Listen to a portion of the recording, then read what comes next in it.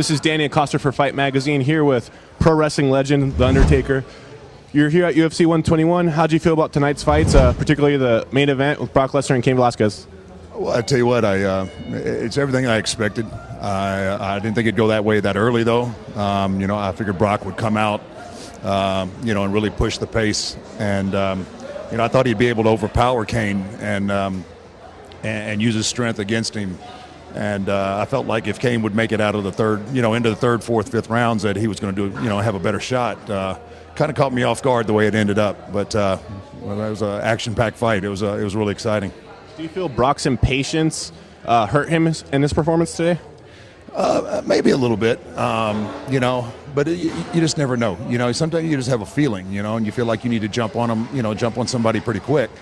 Cain's cardio is second to none. Everybody knows that. So, I'm sure that, Brock wanted to get him out of there, early. I don't think Brock wanted to go in the late few rounds, 4, 5. So, I'm pretty sure, that's probably what he was thinking. Is Cain Velasquez the baddest man on the planet? He just beat the baddest man on the planet, right?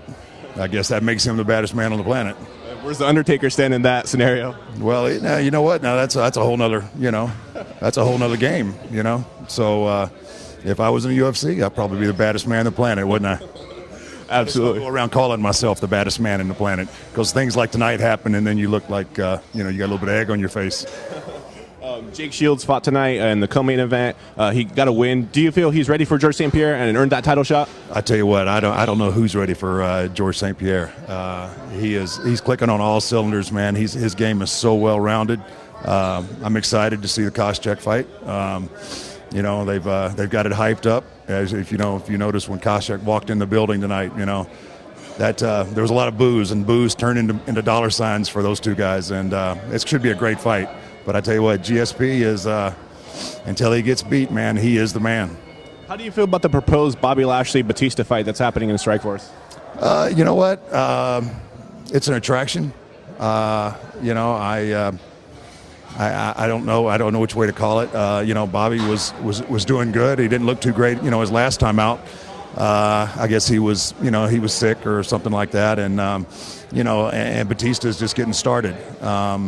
I think I know Batista's really motivated to fight, but I think I think he should get a couple fights under his belt, before he steps in there with somebody of Bobby's got a tremendous wrestling background, and wrestling backgrounds, as you know, will carry you a long way, even if you're inexperienced, with your jiu-jitsu or your striking, And I think that might give Bobby the edge, but you never know. You never know what's going to happen. You get in there and start banging, and, the guy with the strongest chin sometimes ends up with his hand up.